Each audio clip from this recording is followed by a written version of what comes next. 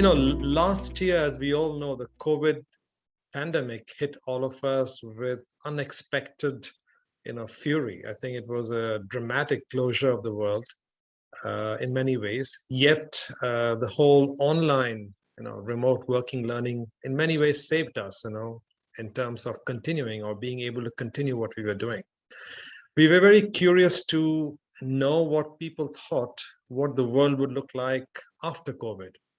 Of course, today we know that COVID is not going away, it's perhaps becoming an endemic feature of the world, but still, after the crisis of the COVID pandemic, what would the world look like? So we interviewed around 20 business school deans and CEOs of companies, and we got some very interesting insights from them.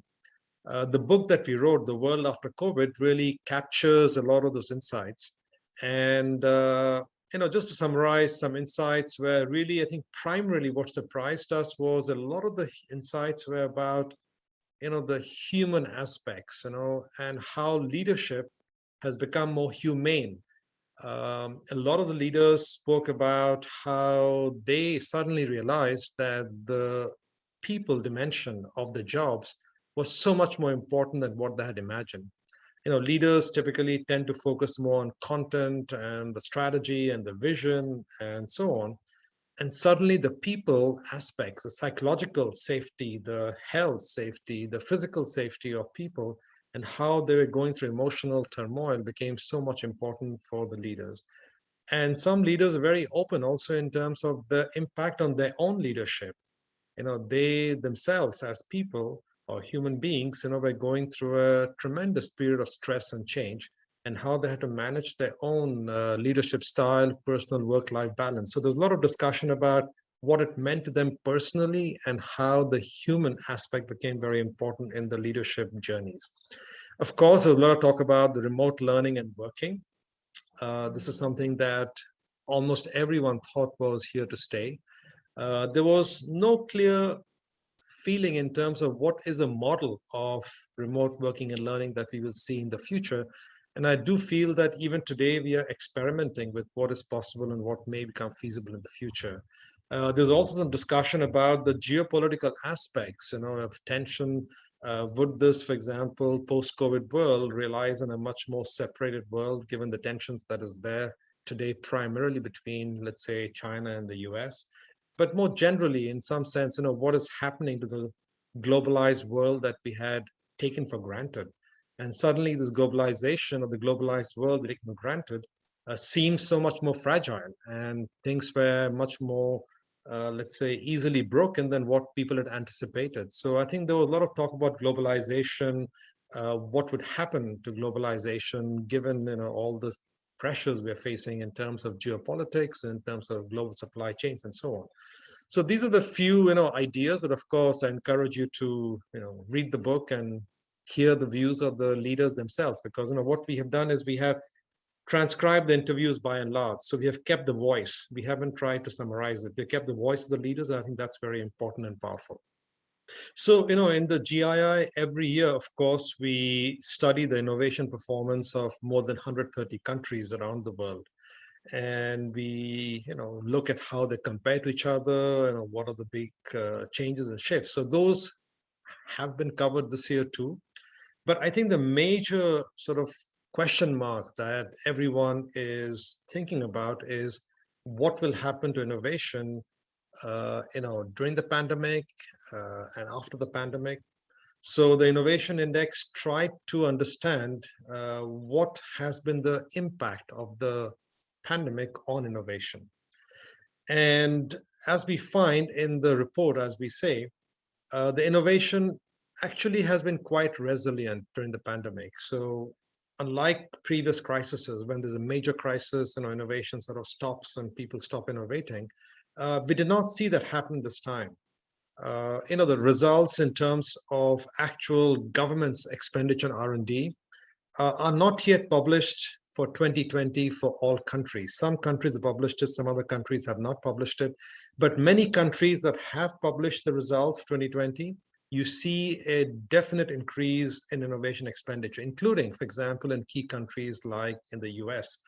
So I think there's a general sense that the expenditure on innovation in many countries has gone up. If you look at the corporate sector, some sectors like pharmaceuticals, like ICT and software, they have gone up very heavily in terms of private sector expenditure on R&D. Some sectors have reduced, for example, sectors in crisis like hospitality and travel. But having said this, on the whole, the investment levels in more than 2/3 of the biggest R&D spenders globally has gone up. So what you see is that even amongst corporations, there has been increased expenditure in R&D. If you look at patenting, the number of patents has gone up last year. Of course, patents and publication, which also has gone up, both patents and publications have a time lag. So what you see in 2020 probably started, in 2018 or 2019. But having said this, the general feeling is there is no slowdown that we see as yet in a lot of the publications and the patenting activity. In terms of venture capital deals, also we have seen an increase in venture capital deals, mainly driven in Asia. There's some decline in venture capital deals, the number of deals in America and Europe, but there has been a great increase in Asia and some other emerging markets. On the whole, globally, it has gone up. So what you see is that by many, many metrics, innovation has been quite resilient. And our expectation is innovation will continue to be resilient in the years ahead. And also what has happened is that the pandemic has showed that we need to rethink the models of innovation around the world. In the COVID vaccine, for example, there has been a number of efforts at encouraging more global sharing of genomic data, of publications, and people have created global databases of publications linked to COVID. There's much more sharing of information. And even the vaccine development has been a tremendous exercise in global cooperation. So what you see is that maybe the pandemic will in fact lead to more collaboration, more sharing on innovation, and that will be good for the future. So the most important finding that we have is innovation is resilient, investment in innovation is happening and will continue. And of course, in terms of countries, you see some of the usual, star performers. You see, for example, Switzerland continues to be the leader for many, many years. US moves up to the number 3 position.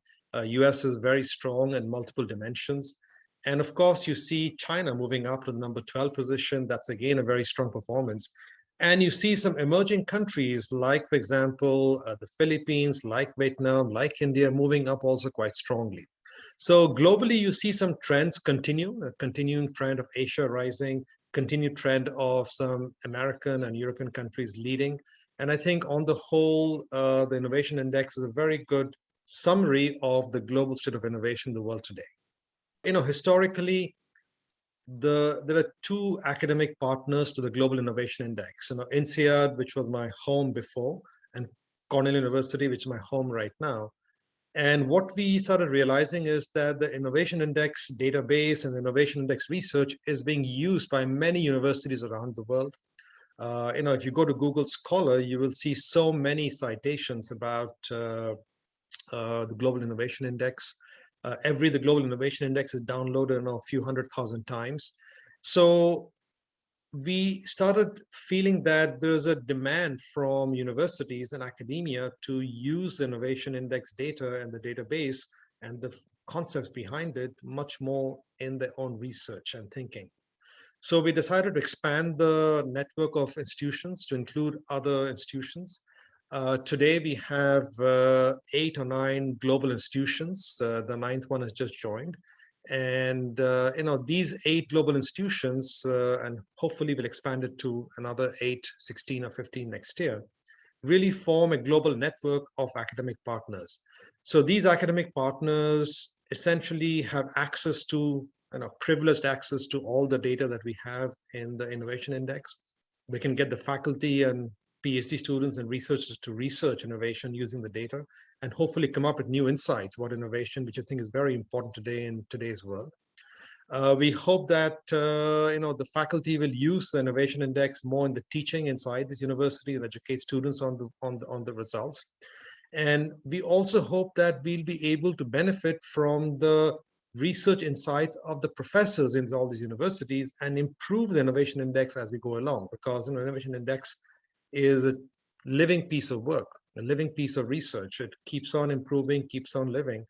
And that is something that we have to also focus on. So really is trying to build a more structured academic community around the innovation index, which we see is really the time is right for that. A lot of interest has been there already, and I think we just want to try to structure it and make it more stronger in the future. You asked a question about which universities are there in it. So we are trying to get leading universities from different parts of the world. So in the Americas, we have, of course, Cornell from North America. We have Tec de Monterrey from Mexico. We have University of Sao Paulo from Brazil. We have Uni Andes from Colombia. In Asia, we have Indian Institute of Management from Ahmedabad in India. We have Beijing University from China. In Africa, we have the Lagos Business School from Nigeria. We have the American Institute of Cairo from Egypt, and so on. This is the initial list of schools, and we will keep on adding to it in the years ahead. Every year, we try to think about how to make the report more useful for readers, for leaders from the public and private sector. And one of the ideas really we were thinking about, and which we have done this year, is to try to have this innovation tracker. It's a little bit like what you see, the various economy trackers from the international organizations like OECD and IMF and so on. And we thought innovation really, people are hungry to know a little bit more about what is the state of innovation today, how does it compare to the past, and so on. So we have started with the first edition of the Innovation Tracker this year. And as I said, this is a living piece of work. We'll keep on improving in the future. But in the Innovation Tracker, we cover a number of metrics. And some of the metrics are around R&D investments. Some of the metrics are around VC deals, venture capital deals, around publications and so on. We are also covering innovations in some key domains, like, for example, vaccine and drug development. We're covering innovation in broader impact areas like impact on productivity, impact on health and longevity, and so on. So we want to look at innovation more generally at a more sectoral level, and also at a more broader socio-economic impact in general.